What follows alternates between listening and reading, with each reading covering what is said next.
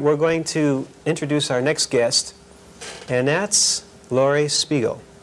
And Laurie is a composer, and she's written for the electronic idiom, but she's also done work in the acoustic world. She's had pieces performed at the New Horizons series at Lincoln Center in 1984. I believe she had a work performed, and I'm very happy to welcome Laurie. Thank you. It's nice to be here. So I'm glad you're here. You have a very fascinating new product, a software program which you created, called Music Mouse. Right. Now, this is unlike any of the other software programs we've seen thus far this evening. Can you tell us a little bit about that? Okay. Actually, you can probably tell us a lot about it. I can show you more than I can tell you, since music is always worth a million words. But I will say a couple things first.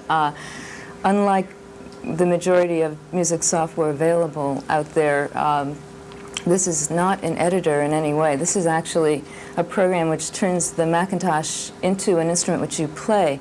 And unlike traditional instruments, on the other hand, it uses the logic of the computer supportively to musical expression. In this case, to handle harmony to a certain degree. Now, a lot of us are not keyboard players, particularly. I mean, I play some, but the keyboard is not necessarily our primary means of musical expression. And we also, even if we're very good at keyboards, sometimes want to have our habits broken up and just play with other things.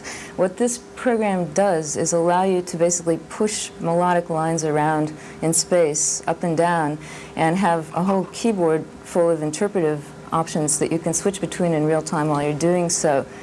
This is designed specifically for the Macintosh? Yeah, I wrote it on the Macintosh in C, and I may possibly port it to other machines, but currently this is what's available. It's new. And is the reason why it's called the mouse is because it's activated by the mouse device or the tracking ball? Yeah, the usual input device for the Macintosh is what's called a mouse. Although Music Mouse has sort of taken on an anthropomorphic personality of its own, I think, by now.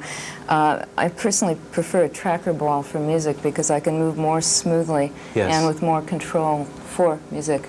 Now, in this program, basically, I'm pushing two directions. I can move one melodic line up and down and one crosswise. The software actually decides which specific pitches will be played. That is, will it get an F or an F sharp? The harmony is predetermined? No, well, the harmony is computed on the fly by my algorithms inside, and it, like any such instrument, has certain aesthetic biases. All instruments do, all languages do. This happens to fit some of my own personal definition of musicality, which I hope coincides with a lot of other people's. This is also a question of, and people who like my music are likely to like my software, But, well, sure. It's an extension of your musical aesthetic, is it not? Yeah. This is an instrument I wrote initially really for myself. A lot of people have wanted it, so I've put it on the market. It's currently available simply by writing to me for a copy of it. Could you give us a demonstration, Laurie? I will. Anyway, as I was saying, the two additional voices are then supplied by the software, giving you 4 voices. And you have a variety of modes of control for kind of harmony, for harmonic transition. Those commands are issued from the keypad? Yeah, and this typewriter keyboard, alphanumeric keyboard, is not used in any way for typing.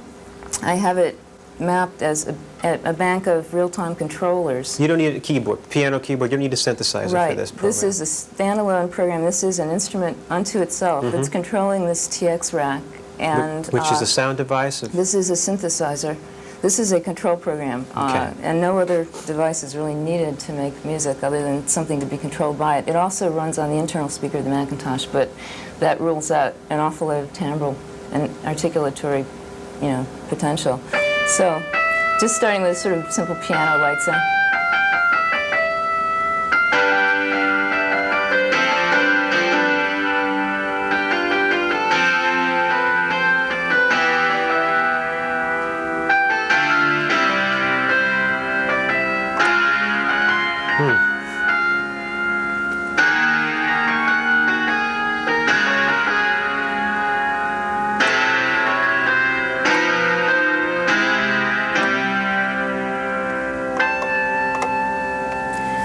I mean, you know, everything you do is different, but it's, How did it determine it went from one voice and at a different time, maybe 3 or 4 beats later, a chord came in? Now, why did that happen? I played everything. This is a completely determinist thing. This is an instrument which can be controlled. You can play it regardless of your previous level of musical experience and get something enjoyable out of it. The more you know about music and the more you practice with it, the more control you have, because there are a lot of little ins and outs and things that you learn, and everybody will, you know, who uses it develops their own ways of playing it. But did you determine for that chord to come in at that point yourself? You mean the chromatic change? No, there was one line going on, all of a sudden the chord came in. Yeah. You determined, okay, I want a chord now. Yeah. How did you actually command that chord to come in that at was that really moment? simple. I only moved, okay, now if you look at the display, you'll see this is what I call a polyphonic cursor. Around the edges of the display are pictures of keyboards, and these lines point toward the current note. So I just moved this line. But the chord. And when I moved sideways with this three-voice you chord, activate right, the that is the way to keep it three-voice silent chord. is to just not play it. I So see. I didn't play the I X see. dimension. Okay. Now, there's also a group thing where I will sound everything all the time. Now there's what I call format, which is voicing. Now I've got 2 pairs of voices.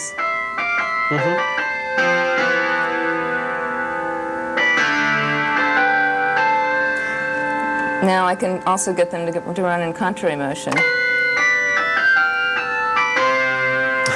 And the software basically tries to look after harmony for you so that you won't, you know, it's... Get lost in atonality? Well, you can if you want.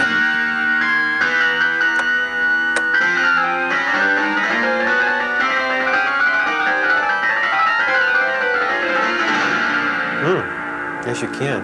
Well, the thing is, if you don't have keyboard chops, but you have musical sensitivity, taste, imagination, you know what you like. We live in a sort of an elitist musical world in a way. People who don't have the physical technique, who don't have the theoretical background, but who have the sensitivity and imagination, generally haven't had a way of making music.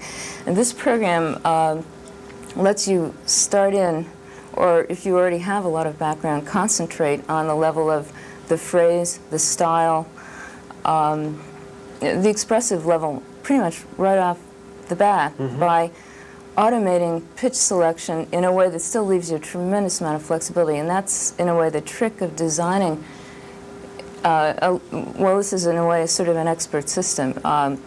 You want to basically provide logical decision-making through a computer algorithm in a way that will support people's musicality without limiting it. Okay. And that's the trick, is It's in a way unique, deciding what things should be reserved to the individual's control at all times and which things can be usefully automated, and yet to never do so in a way that deprives a person altogether of control.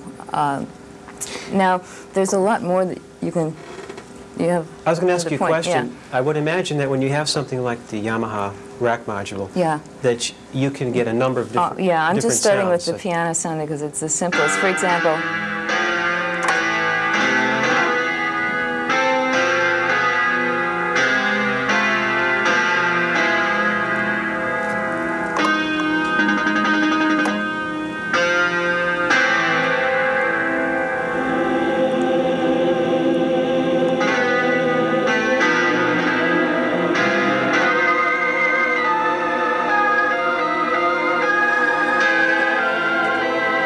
Are you assigning different voices from the rack while you're doing this? yeah, I'm doing, from this keyboard, I'm doing crossfades among the different kinds of sounds.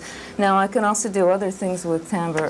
For example, I can actually, well, okay, there's a lot of talk in musicianly circles about the limitations of the MIDI protocol, and a lot of it is well justified. This particular invention, as Roger called it before, has some real limitations. It's extremely poor at dealing with microtonal music, for example, but a lot of the limitations that are ascribed to it actually are more limitations of how people have actually used it. And one of those is the question of real-time interaction with timbre.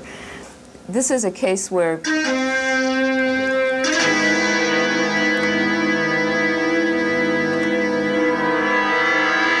Now, I'm making changes to the overtone, the spectral content of the note inside of the note. This is more or less equivalent to what you used to be able to do with a voltage-controlled filter on an analog synthesizer. System, yeah.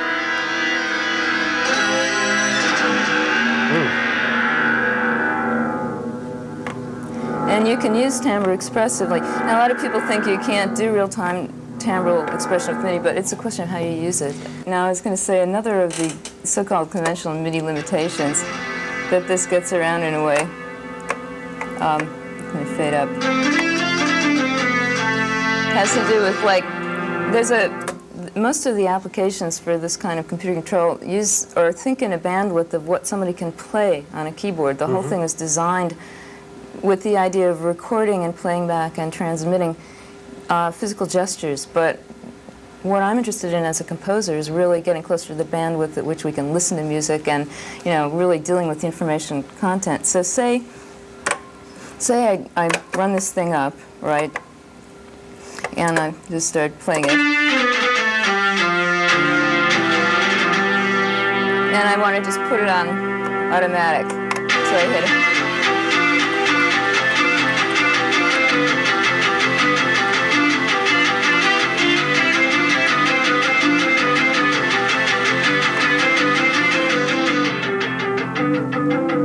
Now, if I speed this thing up, I can go up to so fast that we cross the pitch rhythm barrier. And then I'm dealing with textures, which I can then do these things with timbrally for expression.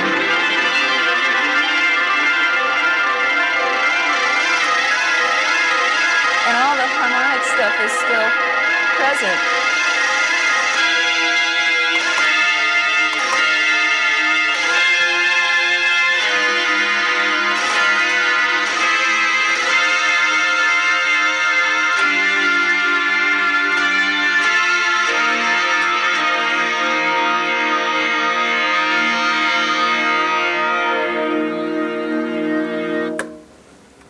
The power of the technology available in this size of a package now is really awesome. I spent about 7 years doing work at Bell Labs, you know, in their acoustic research department with room-sized computers with 8K of memory the size of a refrigerator-freezer combination, you know, and what is the memory? This does more. This does more. What's the memory on the This is Mac? 512K, 512K? but the program will run even on 128. As low as 128K? It's a very compact program. What it needed from this computer was the speed rather than the amount of RAM. And what it Laurie, also needed external synthesis that was decent. Yeah. Jason is on the line. Would you like to speak to Jason about your program? Sure, okay. Hello. Hello, yeah. Hello, yeah, It's just can you hear me? addictive to play this thing. It's She very can't stop hard playing. well, it happens to a lot of people who get it. It's very hard to leave it alone. But I have two questions really. One is it? Do you know anybody, or is it possible to interface?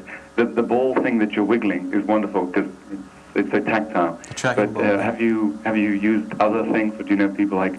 Could you have light sensitive devices? The problem in this case is that are we getting a little feedback? No, here? it's okay. It might be my That the options for human interface for the Macintosh are unfortunately relatively limited compared to a lot of computers. On my old Apple II, I had a multiplex 16-channel A to D converter in which I could attach anything I wanted. This doesn't permit that kind of stuff. There are a variety of things. I think you can get a graphics tablet type light pen thing, not for the screen.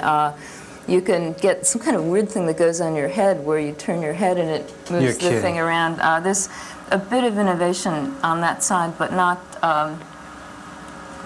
in the dimensions that I would necessarily like myself. My second part of the question really is something which you just touched on earlier, which is that to do with microtonal aspects. Can it, does it, will it? This particular thing, well, okay, as I mentioned, MIDI is a bit limited. It seems to reject anything outside of the equal tempered scale except transient pitch bends, which have have to be global to all voices, so you can't carefully fine-tune a scale. Yamaha is, by rumor, working on a microtonal instrument to come out next year that will replace this. One of the options on this, when you go to the internal speaker, I do use direct digital synthesis coming out the D-Day converter in the Macintosh. It's just not very high quality, but you can move around quite freely in non-quantized frequency space and get microtonal quantizations. But it's not controllable in the ways, you can't get a 31 tone per octave, that kind of thing. But when you crossed what you call the pitch rhythm barrier, the threshold, it almost seemed like at that point it was going to do something like that. Is that possible?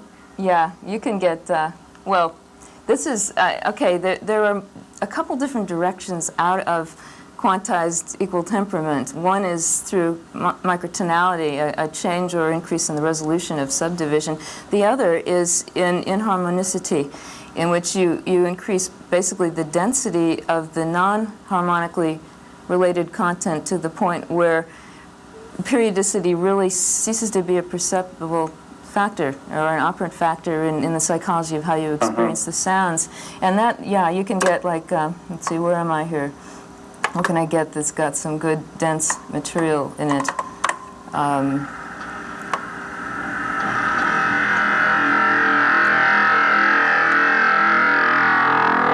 Now, run that.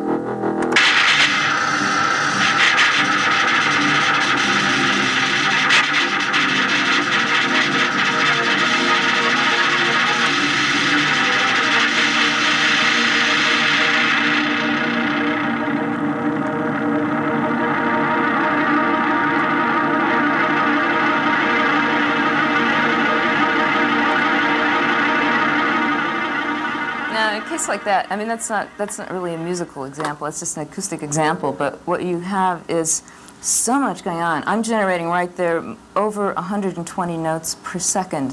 So you get a waveform. It does sound tremendously dense, and it's controllable. But I mean, it's the kind of thing that you have to play with it a while.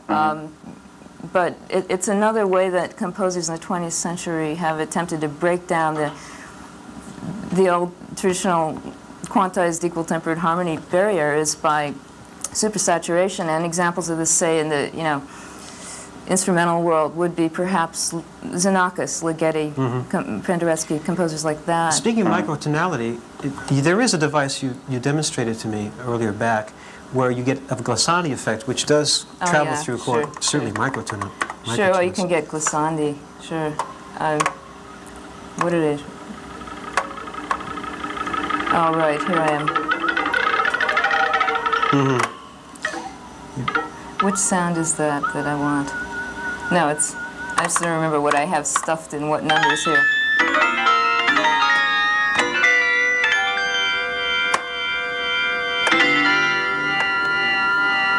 I have another thing. Your device reminds me of an amazing machine in the Science Museum in London. Sorry? Hello? Oh, yeah, sorry. I'm sorry. Your machine and watching you play it reminds me, there's a in the museum in London, the Science Museum, there's an amazing keyboard which is in a case, so I've never heard it played, but it is what they call a glass organ. It had glass tubes. The glass harmonica. Harmonica. But they are fired, they were supposed to be driven by flames.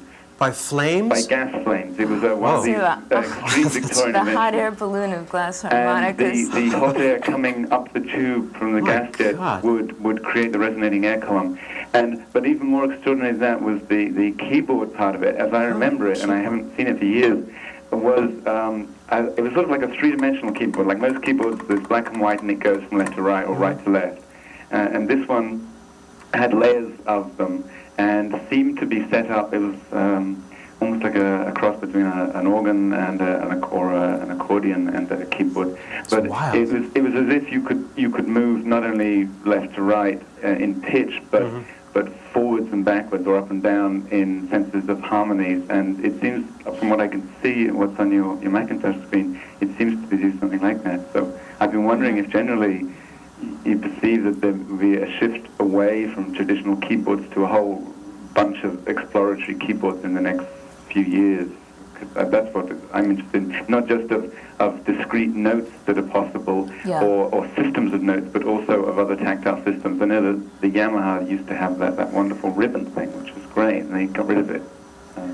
Well, I think this is a good example of Yeah. what you're speaking of, where, for instance, you have the keypad, as opposed to a keyboard. It's great. Yeah.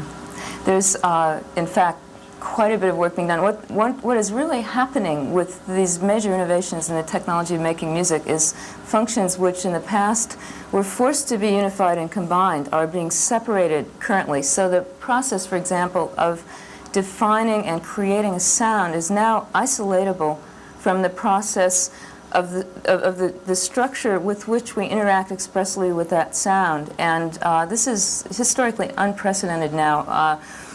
It becomes possible to develop freely and imaginatively control structures for these sounds which are independent of the natures of the sounds. Now, with these new synthesizers, a great deal of attention is going to the design of the acoustic half of an instrument. Mm-hmm. And people tend to forget that that's only half, because the other part of an instrument which is crucial is the way that a human being can expressively interact with that sound. And that part has unfortunately lagged quite a bit relative to the acoustical side of an instrument. Now, the thing is, though, that those having been to some degree separated, you have the ability within this unit to define the controllable expressive parameters, the timbral content, the overtone content, the loudness, the envelope, all of these factors. And now you can then independently design a control structure through which you want to relate to those. And we're just at the beginning of a period of innovation in that side. What makes this unusual is it's not a physical hardware interface so much as an intelligent logical one, where the pitch content as such gets a lot of attention and assist, so that basically you're going to get stuff out of here where you can play 4 notes or more with one finger easily, and they'll move in the harmonic direction you want within quite a large range of available harmony, and the ability to break out of any type at any point in any of its directions. And that leaves you, the other hand, free to deal with timbre, articulation, fading, mixing, digital signal post-processing. Tempo. Yeah, it basically permits, it's a different way of relating. Now, this is one instance. It's the first instance on the market of logic for the automation of harmony that's interactive, to the best of my knowledge, but it's certainly not going to be the last. Sorry, what were you saying? No, it just leads to, are there any, or have there been live performances?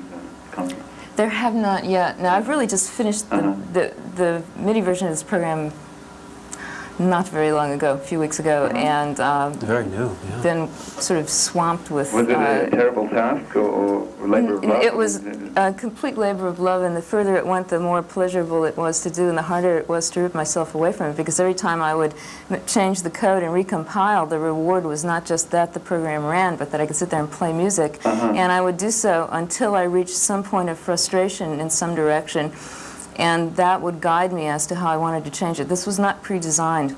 Right. I started out by doing what I considered the most natural possible thing to do with the Mac, which somehow nobody else had done, which is to just want to shove sound around with the mouse directly. Right. And this has this immediate gratification sort of sense. And then I began refining it and wanting more and more kinds of control over harmonic relationships and things like that, which is something I've spent a great deal of time on. I'm in a master's in composition, and I've been using computer logical processes since the early 70s to deal with harmony, rhythm, spatial localization, a lot of stuff like that. So what I did in this case was put it in the context of an instrument for improvisation, which of course then can be recorded in a MIDI recorder and dumped to a scoring program or whatever you want. That's separate. But this is... But they seem to encourage, the spontaneity of it seems to encourage live music, to my mind, more than somehow.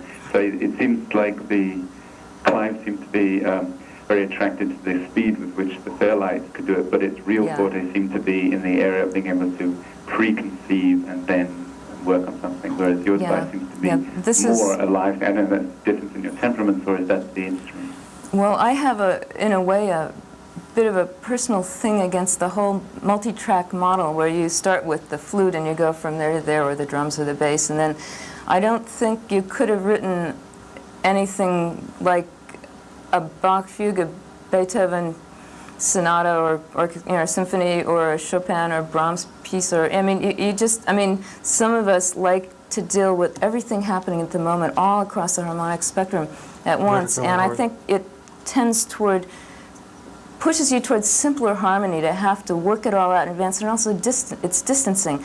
I find it distancing to work. I always hated working with multi-track tape. A lot of people love it. This is personal. I'm not saying there's anything wrong with these other things, but Just for you, there should be other options for some of us, and I'm making them for myself and want to share them with other people who are interested. It's almost like the difference between a lot of live choral music, particularly folk music, really, where people just sing together. I have actually, I got a chorus in here. Of course. I've got the different sections on different faders.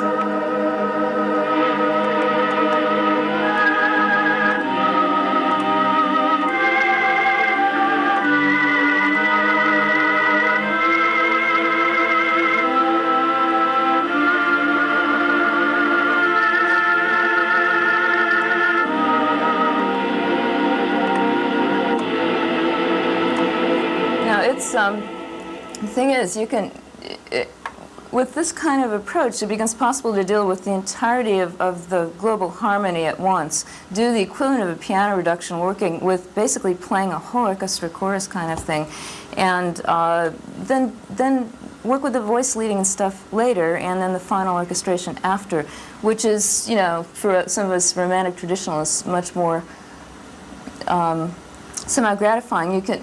It's the improvisational quality, I think, is very, very important in just about all of my music, and you know, I like to feel the music and be in the middle of it while I'm working on it as much as possible. Laurie, it seems that what you've created is very physical and very tactile, because the person is having the physical experience with the tracking ball or the mouse and gets the immediate return, the immediate gratification of the sound. So it really is a physical relationship, you know, to your software. Yeah. And I want to thank you for coming and demonstrating your software. It's fabulous, it's unique, and I'm glad that you created it. I'm sure many people are.